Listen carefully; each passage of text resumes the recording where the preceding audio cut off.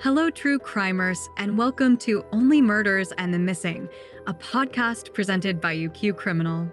Join us as we explore the fascinating world of true crime. In each episode, we'll take a deep dive into the story, unraveling the mystery and uncovering the cases that still haunt us. Through our podcast, we will shed light on the victims, honoring their memories and seeking justice on their behalf. Beyond storytelling, we are advocates for the missing and the murdered, lending our voices to those who can no longer speak for themselves. So, grab your headphones and prepare to join our mission. Are you ready? Welcome to Only Murders and the Missing.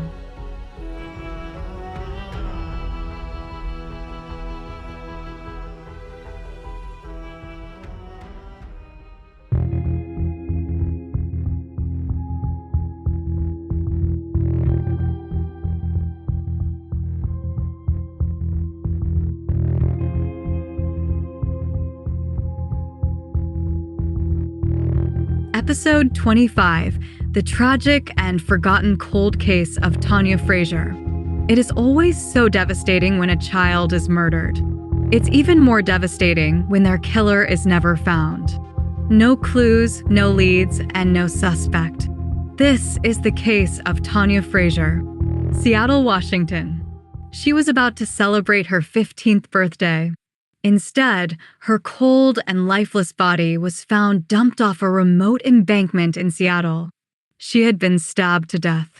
Tanya Marie Frazier was only 14 years old when she was reported missing by her mother on the 18th of July, 1994. She was supposed to be home from work by 4 p.m. that day, but when she didn't arrive by 6 p.m., her family knew something was terribly wrong. Tanya lived with her family in Seattle's Central District, a neighborhood she knew well, just a few miles from where she was last seen that day. She was soft-spoken, sweet, and shy. She loved taking her stuffed animals with her to school. Tanya was incredibly close to her mother and her sister, Tara. That summer, she was working a part-time job at a local thrift store. She was very responsible for her age. And she was definitely smart enough to know better than to accept a ride from someone she didn't know. On July 18th, Tanya was seen by her classmates leaving summer classes at Meany Middle School in Capitol Hill. And witnesses reported seeing her talking to an unknown disheveled and unkempt male. This man has never been located, and whether he is even involved in the crime is a mystery. Then, at around 11 a.m., Tanya was seen waiting at the bus stop on 23rd East Street and East John Street. She was on her way to work her shift at the Chicken Soup Brigade thrift shop, but she never showed. When she didn't come home, her mother, Tanya Frazier, drove to the thrift shop, but there was no sign of the teenager there. Tanya called the police at 7:30 p.m. to report her daughter missing. Authorities suspected that Tanya had run away, but her family knew this was not the case. Tanya was extremely close with her little sister Tara. They were best friends, and she would never have left without her. None of Tanya's belongings, money or clothes, were missing, indicating she hadn't planned to run away. Yet the police still initially treated her case as a runaway, asking Tanya if her daughter could have been involved in gangs, or if she could possibly be pregnant. The coverage and investigation into her disappearance were minimal at best. Members from local churches were turned away when trying to post missing person flyers for the young girl. The response from both the authorities and the community was shockingly cold. 5 days later, and 11 miles away, a man walking his dog on East Highland Drive began to smell a strange and foul stench in the area. When he looked down into the nearest ravine, he saw the small body of a partially naked child. Tanya had been discarded in East Capitol Hill. Her body was hidden down a steep 50-foot slope near Volunteer Park. It seemed as though someone had dumped her out of the side of a car and drove away. Tanya had been stabbed, her throat had been slashed, and forensic evidence collected at the scene revealed skin cells underneath her fingernails. She had been sexually assaulted, and the medical examiner determined she had died 2 days after she went missing, sometime on Wednesday, July 20th.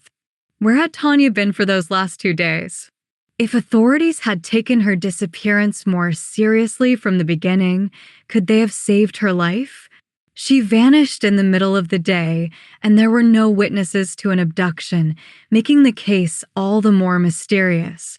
There were very few calls or leads for investigators to follow. Weeks later, Tanya's purple backpack was found in a completely different part of the city. This discovery raised more questions than answers. Why was the backpack so far from where Tanya was last seen and so far away from her body? Tanya's boyfriend, Willie, was questioned, but he said he hadn't seen her since they left school that day. Tanya's mother's boyfriend at the time was also initially suspected. According to Tara, he took a lie detector test, but the results were inconclusive. He had purchased a camper shortly before Tanya went missing, but authorities never searched the camper for evidence. After Tanya's body was found, her mother and her boyfriend broke up. His name has never been publicly released, and it is unclear whether he remains a person of interest. Despite the years that have passed, the Frazier family has not given up. Private investigator Rose Winquist has worked on the case since it began, collecting leads and pushing for action. She continues to send any credible leads to the Seattle Police Department, but progress in the case has stalled. Detective Rolf Norton, who has been involved since June 2016, remains determined. Until we reach a conclusion in this case, no one is going to get a pass, Norton says.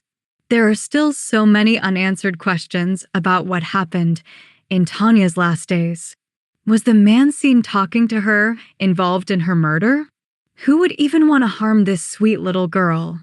Tara says she will never forget how kind her big sister was.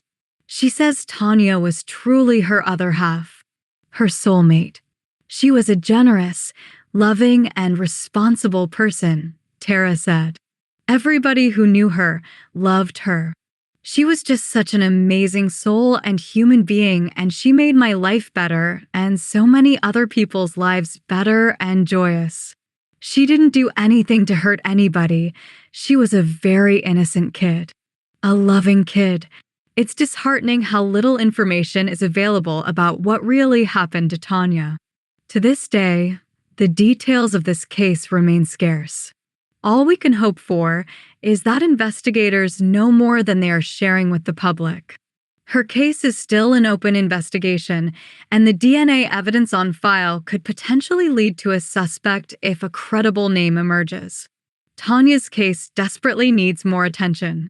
Please share her story, and maybe with your help, it will find its way to the right person. Someone who knows the truth and is ready to come forward. A killer is still out there somewhere, and they have gotten away with the murder of a child.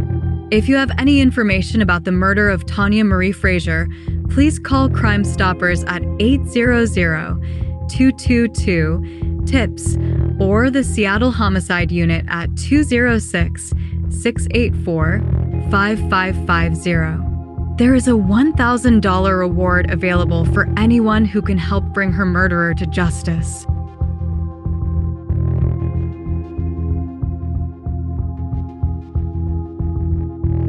Are you addicted to true crime? I'd love to hear your thoughts on this case. To connect with me and read more true crime stories, go to unquestionablycriminalonmedium.com, and I'll see you in the next episode.